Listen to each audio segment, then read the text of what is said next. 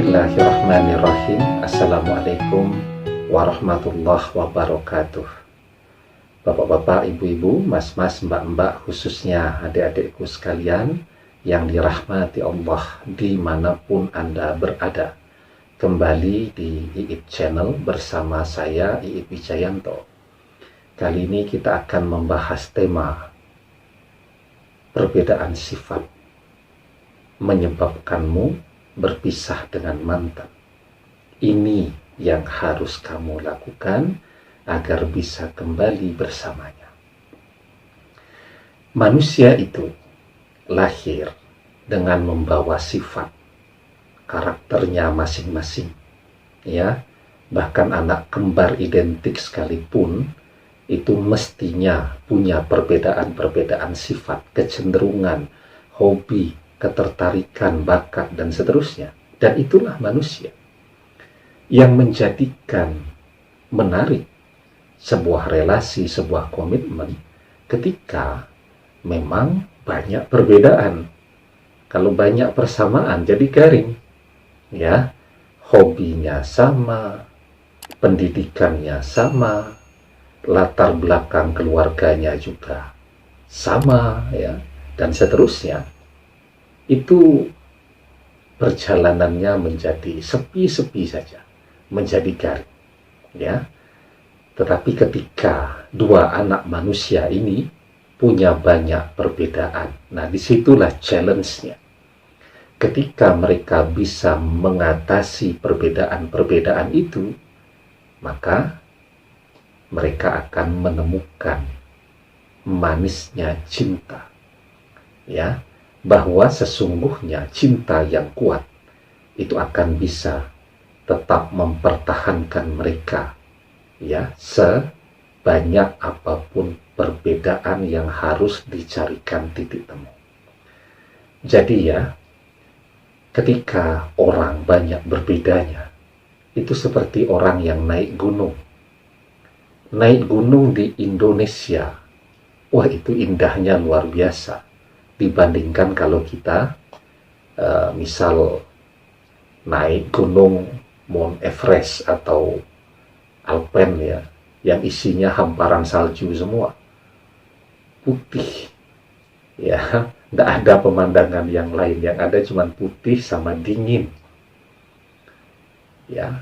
Yang terjadi apa? Bosan, jenuh. Tapi kalau kita naik gunung di Indonesia, ada Gunung Lawu, kemudian Gunung Salak, Rinjani, ya, kemudian Gunung Slamet, setelah itu ada Kerinci, ada pula Tambora, dan seterusnya. Banyak tuh gunung-gunung yang luar biasa indah. Itu vegetasinya macam-macam betul. Tanamannya bermacam-macam, ya. Kadang-kadang ketemu dengan hewan-hewan yang hidup bebas di alam. Ada burung jalak tuh kalau di Lawu yang sangat terkenal, ya. Dan seterusnya. Itu membuat orang selalu tertantang. Challenge-nya di situ, ya. Dan perbedaan-perbedaan itu akan membuat perjalanan itu menjadi terasa lebih nikmat, ya.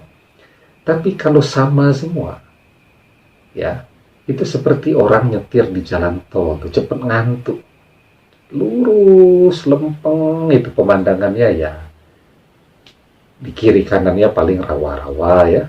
Kalau ada sawah itu udah bagus tuh. Tapi kalau kita misal tuh ke Bengkulu tuh, ya, ada namanya Liku 9. Jadi kalau kita dari Kabupaten Curug, ya, atau Rejang Lebong kalau saya tidak salah, ya, ke kota Bengkulu itu melalui jalan yang namanya Liku 9. Itu berputar, ya, berputar gunung tuh. Dan itu menarik sekali pemandangannya. Walaupun juga kalau yang belum biasanya puyeng tuh melewati jalan yang berputar-putar seperti itu. Nah, sesungguhnya Anda dengan mantan itu ya seperti itu. ketika Anda punya banyak perbedaan, itu jangan sampai perbedaan itu dianggap sebagai persoalan dan hambatan. Tetapi perbedaan itu justru potensi untuk saling melengkapi. Ya, Anda tidak bisa masak, mantan Anda jago masak, sudah tuh klop. Ya, ada satu orang yang bisa masak, menikah, pengeluaran keluarga bisa hemat, tidak harus beli, ya, masak sendiri. Itu kalau Anda masak dengan beli lauk itu harga 50.000, dapatnya sedikit. Kalau Anda masak 50.000 bisa seharian, bahkan masih bisa dimakan sarapan besok, ya. Apalagi misal, ya, Anda sukanya olahraga, mantan suka dengan hal-hal yang bersifat petualangan, ya, belajar sejarah, belajar masa lalu, kemudian naik gunung, melihat candi, dan seterusnya.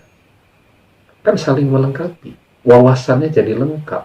Anda dari awalnya cuma ngerti olahraga, jadi ngerti sejarah juga, jadi ngerti tentang traveling dan seterusnya. Mantan juga begitu, ya, dari awalnya ngertinya sejarah dan seterusnya, sekarang juga ditambah wawasannya dengan olahraga.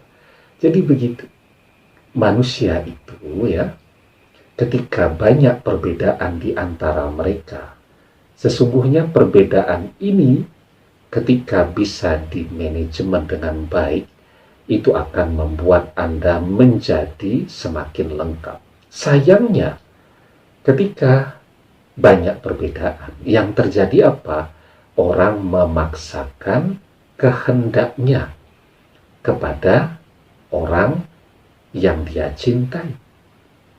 Iya, akhirnya apa? Akhirnya terjadi benturan, dan benturan. Benturan itu pun kalau bisa dimanajemen dengan baik, sebenarnya tidak ada masalah. Ya. Jadi kalau misal orang menikah tuh, suami istri bertengkar, itu biasa saja. Orang-orang bijak bahkan mengatakan itu seperti racikan bumbu di dalam masakan, membuat pernikahan itu rasanya jadi lebih greget dan macam-macam. Ya, benturan dimanajemen dengan baik.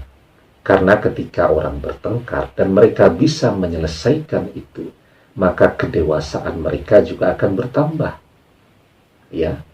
Nah, yang sulit adalah ketika bertengkar dan baper, bawa masuk betul ke dalam perasaan.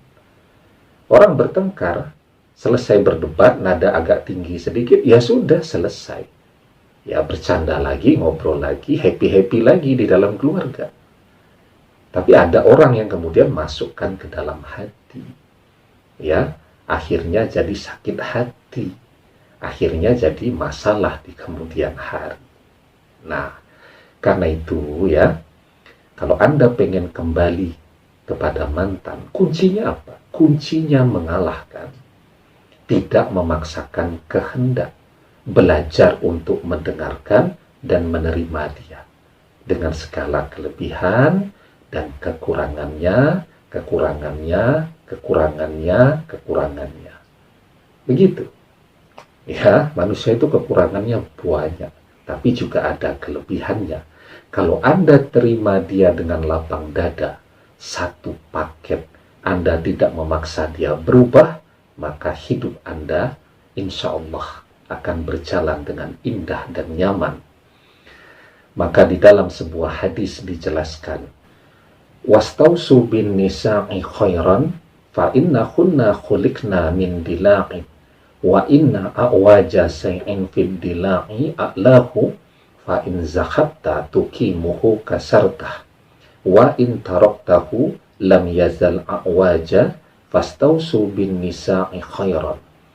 Dan berbuat baiklah kepada wanita, sebab mereka diciptakan dari tulang rusuk, dan tulang rusuk yang paling bengkok adalah bagian atasnya. Jika engkau meluruskannya, maka engkau mematahkannya. Dan jika engkau biarkan, maka akan tetap bengkok. Oleh karena itu, berbuat baiklah kepada wanita. Nah, jadi hadis ini pesannya jelas, khususnya bagi Anda yang laki-laki, ya. Jadilah kepala rumah tangga yang bijaksana, tidak memaksakan kehendaknya, ya. Kemudian selalu berusaha untuk berbuat baik kepada istri Anda. Insya Allah, kalau Anda lakukan prinsip-prinsip ini, ya, pasangan Anda akan setia dan nyaman selamanya bersama Anda, insya Allah, dengan izin Allah. Demikian, semoga bermanfaat. Wallahu a'lam bishawab. Billahi taufiq wal hidayah. Assalamualaikum warahmatullahi wabarakatuh.